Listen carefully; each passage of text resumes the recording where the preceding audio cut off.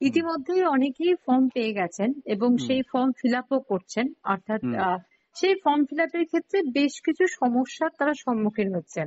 যেমন আচ্ছা হুম ছবিটা তারা ঠিক কেমন বসাবেন সেই নিয়ে তাদের প্রশ্ন হচ্ছে। হুম কি বলবেন? ছবিটা দেখুন ওখানে একটা ইয়ে দিয়েছেন, একটা বক্স করা আছে, কিন্তু ছবিটা যদি একটু বড়ও হয় মনে হয় কোন রকম সমস্যা হবে না, কারণ পাসপোর্ট সাইজের ছবি আমাদেরকে বলেছেন পাসপোর্ট সাইজের ছবি একটু ওই ব্লকের থেকে একটু বড় হয়, কারণ ওই ছবিটার হচ্ছে ওইটা স্ক্যান করে পরবর্তীকালে আমাদের ওই ভোটার যেটা লিস্ট তৈরি হবে সেখানে যাবে। সুতরাং ওইটা নিয়ে কোনো টেনশন করার দরকার নেই, পাসপোর্ট সাইজের ছবি দিলেই হবে। ব্যাকগ্রাউন্ডের ক্ষেত্রে বলা হয়েছে যে লাইট কালার হলে ভালো হয়, কারণ সাবজেক্ট তো ছবিটা যাতে প্রমিনেন্ট হয়, যাতে পরিষ্কার বোঝা যায় চোখ কান নাক মুখ, সেই জন্য লাইট কালার কিংবা এক কালারের হালকা কোনো ব্যাকগ্রাউন্ড হলে ভালো হয়, সহজে বোঝা যাবে ছবিটা।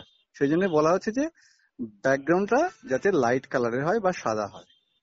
আর ছবি যদি মানে স্ট্যান্ডার্ড সাইজ ছবিটাই যদি দেয় কেউ, বা হুম স্ট্যাম্প সাইজ ছবি যদি কেউ দেয়, সেক্ষেত্রে হুম কোনো সমস্যা হবে? সমস্যা না, স্ট্যাম্প সাইজ হলে মনে হয় একটু ছোট হয়ে যাবে, তখন স্ক্যান করলে কি হয় ওই ছবিটা ফেটে যায়, মানে যখন আমি যদি বড় করতে হয় তাহলে ওই তার রেজলিউশনটা নষ্ট হয়ে যায়। সেই জন্য যদি পাসপোর্ট সাইজের ছবি হয় তাতে কোনো সমস্যা হবে না। আমার মনে হয় পাসপোর্ট সাইজের ছবিটাই স্ট্যান্ডার্ড ছবি, সেটা দিন। যদি একটু বড় হয় তাতে কিচ্ছু যায় আসবে না। আর একটা জিনিস হচ্ছে যে এই যে ফর্ম ফিল আপ, এটা হুম বাংলায় তো ফর্ম দিচ্ছে আর হুম না বহু জায়গায়, সেখানে বলা হচ্ছে ইংলিশে ফর্মটা ফিল আপ করতে হবে। তো কোনো কি অসুবিধা করবে? নেই, কোনো অসুবিধা নেই। সম্পূর্ণ বা ইংলিশে করলেও কোনো সমস্যা নেই তো? আমার মনে হয় ইংলিশে করাটাই বেটার, কারণ কি বাংলায় যেমন আমার নাম চিরঞ্জীব, হুম ঠিক আছে, হুম আমার নাম চিরঞ্জীব, এবার ধরুন ফ্রন্ট নেই, ওদের ওদের ওই ফ্রন্টটা নিচ্ছে না, ইং এ বর্গজয় দীর্ঘিকার, ঠিক আছে, হুম সেখানে কি হলো ওটা চয়সী র মূর্ধন্য জয় দীর্ঘিকার ব এরম ভাবে ভেঙে এলো, ফলে বাংলার ক্ষেত্রে এই যুক্তাক্ষরের একটা সমস্যা থাকে। হুম। সেই জন্য আমার মতে বলে সব সময় ইংরাজিতে ফিল আপ করা বেটার, ভালো, কারণ সেখানে ভুল হওয়ার সম্ভাবনাটা তুলনামূলক কম, যদি না ম্যানুয়াল মিস্টেক হয় কারো। আর একটা প্রশ্ন, যেটা হচ্ছে হুম এসআইআর এর যে লিস্ট, সেটা হুম কিন্তু বাংলাতেই আছে।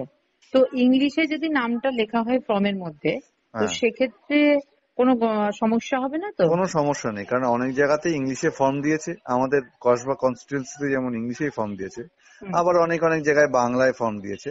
সুতরাং আমার মতে বলে যে বাংলা ইংলিশটা ম্যাটার নয়, তথ্যটাই হচ্ছে ম্যাটার সেখানে, আর ইংরেজিটাকে প্রাধান্য দেওয়াই ভালো, যেহেতু এটা সর্বভারতীয় ব্যাপার, সেহেতু আমার মনে হয় ইংরেজিটা দেওয়া ভালো, সেক্ষেত্রে ভুলের সম্ভাবনাটা কম হয়, স্পেলিং মিস্টেকটা কম হয়। আরেকটা প্রশ্ন, যে ভুল অনেক সময় ফর্মের মধ্যে করে দিচ্ছেন, হোয়াইটনার দিয়ে দিচ্ছেন অনেকে, তো হ্যাঁ, সেক্ষেত্রে কি সমস্যা হচ্ছে? সেক্ষেত্রে সমস্যা তবে না হবে না, আমরা বলছি যে একটা শর্ট সিগনেচার করে দিন যে আপনি ওটা হোয়াইটনার দিয়েছেন, আর তথ্যটা আমাদের কাছে মেন, কারণ তথ্য না যদি মেলে তাহলে কিন্তু ম্যাপিং হবে না, তো সেটা ভুল তথ্য দিলে তো আমাদের এখানে ম্যাপিং হবেই না, এক নম্বর। আর ওনারা সেই জন্য বলেছে যে দিলেও আপনারা একটা পাশে সিগনেচার করে দিন। ও, যেখানে হোয়াইটনার মারবে সেখানে একটা সিগনেচার, মানে উনিই দিয়েছেন হোয়াইটনারটা? এবার এই এই ব্যাপারেও কোনো সঠিক তথ্য আমাদের ওপর থেকে আসেনি, ঠিক আছে, এটা আচ্ছা। আমি আমার মতো করে বলেছি যাতে ফর্মটা ঠিকঠাক থাকে আর কি, মানে যেহেতু উনি দায়বদ্ধ থাকেন যে উনি হোয়াইটনারটা দিয়েছেন, তার জন্য উনি যাতে ও পাশে একটা শর্ট সিগনেচার করে দেন আর কি।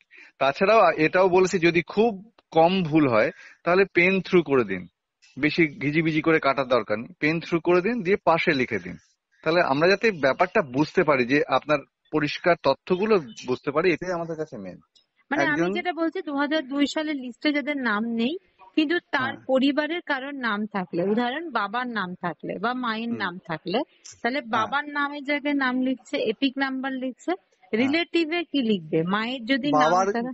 বাবার ক্ষেত্রে সহজ, বাবার ক্ষেত্রে বাবার নামই থাকে, বাবার ক্ষেত্রে তার গার্জেন বা তার বইয়ের নাম থাকে না, কিন্তু মেয়েদের ক্ষেত্রে মায়েদের ক্ষেত্রে কি হয় যে তার অনেক সময় বাবার নাম থাকে, অনেক সময় হাজবেন্ডের নাম থাকে, ঠিক আছে, কিন্তু হুম আমাদের প্রথমে গাইড করা হয়েছিল যে সেখানে মায়ের বাবার নামই লিখতে হবে, কিন্তু হুম রিসেন্ট একটা আপডেটেশনে আমাদের কাছে এসছে যে যদি মায়ের সেখানে হাজবেন্ডের নাম থাকে 2002 সালে, তাহলে হাজবেন্ডের নামই দিতে হবে এবং সম্পর্কের ক্ষেত্রে হাজবেন্ডটাই লিখতে হবে। হ্যাঁ। ধরুন একটি ছেলের 2002 সালে তার নাম ওঠেনি, তাহলে সে তার মায়ের সম্পর্কে সে ম্যাপিং করাতে চাইছে, তাহলে ডান দিকের কলামে তার মায়ের নাম লিখলো, যদি এপিক থাকে এপিকের নাম লিখলো, তারপর 2002 সালে যদি সেই ভদ্রমহিলার হাজবেন্ডের নাম থাকে তাহলে হাজবেন্ডের নাম লিখবে এবং সম্পর্কের ক্ষেত্রে হাজবেন্ড লিখবে।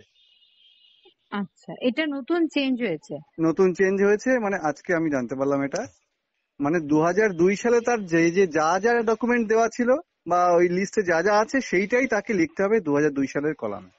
আর 2002 সালের লিস্টে যাদের নাম আছে তাদের ক্ষেত্রে নিজের তাদের নাম লিখবে, তার নিজের নিজের নাম ভোটার কার্ড। লিখবে, নিজের ভোটার কার্ড রিলেটিভ দিচ্ছে। বলতে যদি মেয়ে হয় মানে মহিলা হয় তাহলে যদি হাজবেন্ড থাকে তাহলে হাজবেন্ড হাজবেন্ডের থাকে নাম লিখতে হবে। হাজবেন্ডের নাম লিখবে, রিলেশনশিপের ক্ষেত্রে হাজবেন্ড লিখবে। তারপর জেলার নাম, রাজ্যের নাম, বিধানসভা। হ্যাঁ হ্যাঁ।